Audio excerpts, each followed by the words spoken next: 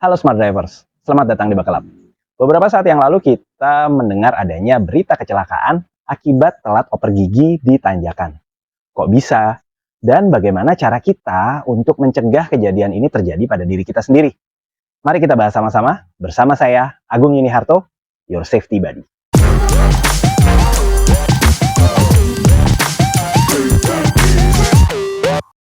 Ketika kita melakukan perjalanan, kita tidak selalu menemukan jalan yang rata. Kadang-kadang kita harus melintasi rute, melewati tanjakan, atau juga turunan.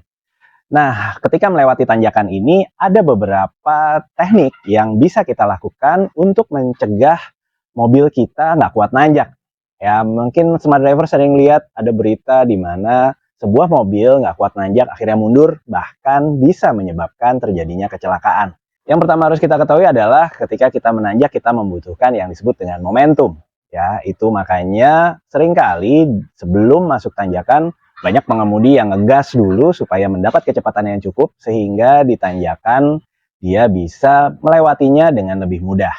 Nah, sayangnya, seringkali kalau misalnya perhitungannya salah, ini bisa menyebabkan mobil kita kehabisan nafas. Ya, karena gigi kendaraan kita ini memiliki rasio. Ya, dari gigi 1 yang rasionya lebih low atau lebih rendah sampai gigi tertinggi, misalnya kalau manual sampai gigi 5 atau bahkan gigi 6. Untuk memahami rasio gigi ini, sederhananya mungkin Smart Drivers bisa membandingkannya dengan gigi sepeda.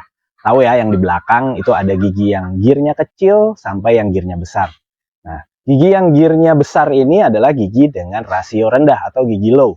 Ya, di mana Smart Drivers merasakan kalau misalnya gear sepeda kita pindahkan ke gigi yang lebih besar, ini kemudian kita akan merasakan dia berputarnya kalau kita pedal ya, pedalnya kita putar, dia akan berputar dengan cepat, tapi sepedanya majunya segitu-segitu aja ya, sehingga dia kalau di jalan rata kita udah capek nih pedal tapi sepedanya kok nggak kenceng. Nah gitu. Tapi gear yang low ini ketika misalnya Smart Drivers melewati jalan yang menanjak, nah ini kita akan lebih ringan ya, kita cukup menggoes atau mengayunkan pedal sepeda kita dengan lebih rendah, tapi kita bisa melaju di jalan menanjak. Sementara kalau gigi yang lebih kecil atau yang bahkan yang paling kecil, ini kita kalau kita injak pedal terasa sangat berat. Nah, kalau berat ini memang buat ngebut enak, tapi pada saat memulainya butuh tenaga lebih besar, apalagi di jalan menanjak.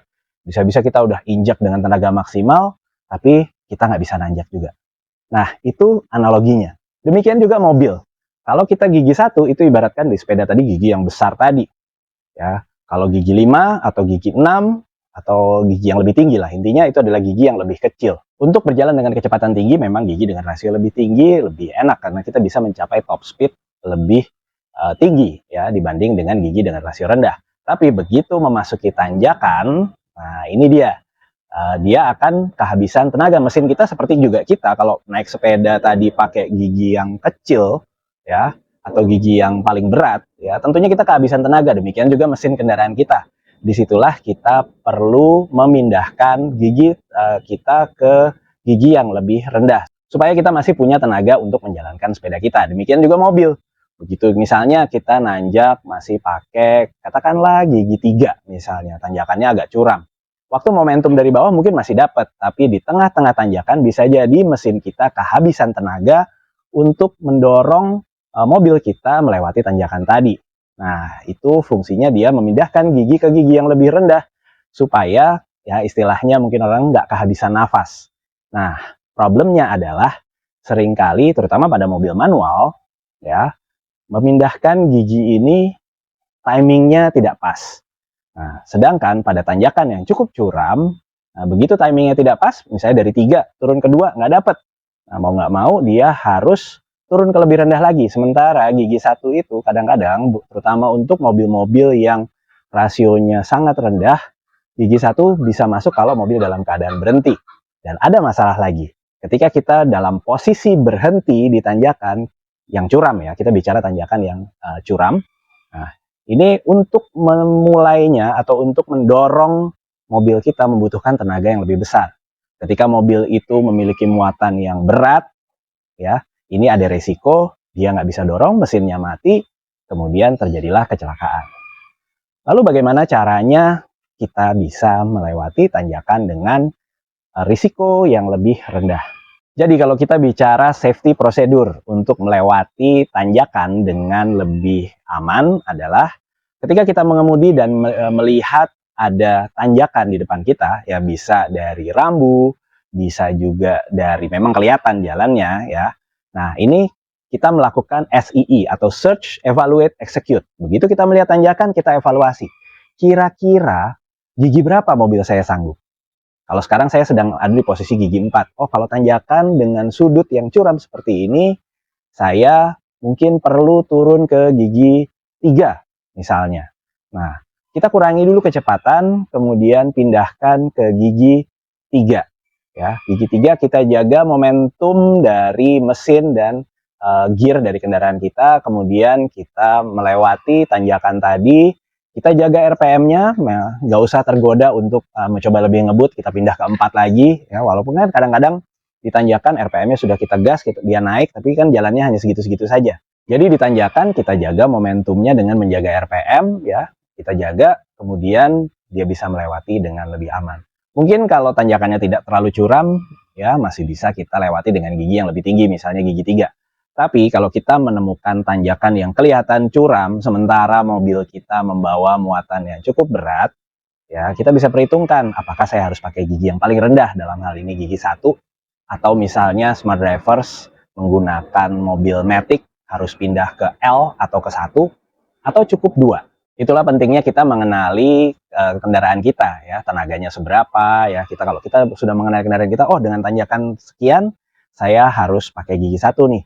Nah, kalau dengan kondisi seperti itu, daripada kita ngebut dulu, istilahnya ngayun dengan gigi 2 dulu, nanti di tengah-tengah baru kita pindah ke 1, akan lebih aman kalau smart drivers kurangi kecepatan, kemudian turun ke gigi 1 sebelum tanjakan, ya sekali lagi sebelum tanjakan, kemudian begitu dia sudah mulai menanjak, kita menjaga RPM-nya sehingga kecepatan kita di tanjakan tetap stabil.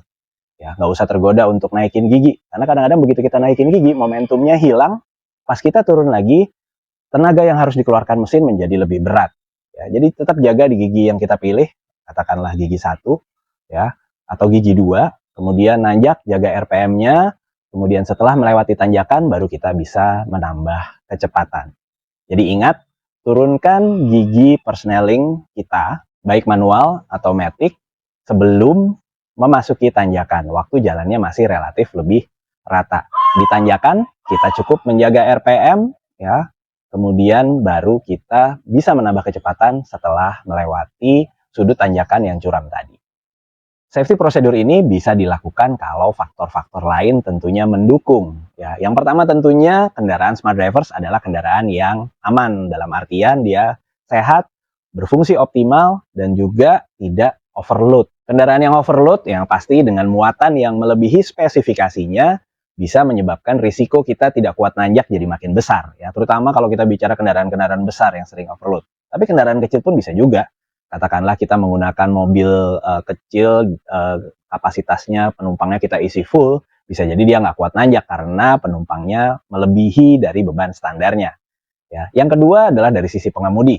Ya, tentunya pengemudi yang aware terhadap situasi, pengemudi yang memperhatikan potensi-potensi bahaya yang ada di sekelilingnya, tentunya akan bisa menyesuaikan dan mengkondisikan supaya dia bisa melewati apa yang ada di depan dia dengan lebih aman. Ya, artinya bisa meminimalkan risiko dari potensi bahaya yang ada di sekitar kita. Artinya sebagaimana melewati jalan yang lain, ya, kemampuan daya pandang kita bisa melihat seluas mungkin ini akan menjadi sangat penting. Selain itu juga kepedulian kita atau bagaimana kita melihat rambu-rambu lalu lintas. Ya, karena kalau tanjakan curam pasti ada rambu sebelum tanjakan tadi yang bisa menjadi pengingat buat kita dan menjadi warning atau peringatan supaya kita melakukan hal-hal sebagai antisipasi adanya obstacle atau adanya halangan yang ada di depan kita. Menjadi seorang pengemudi defensif artinya kita menjadi pengemudi yang adaptif dan antisipatif. Ya, kita bisa beradaptasi dengan situasi sekeliling kita dan juga bisa mengantisipasi potensi-potensi bahaya yang ada di depan kita. Tentunya ini perlu juga didukung oleh teknik dan kesiapan dari pengemudi dan juga kendaraannya.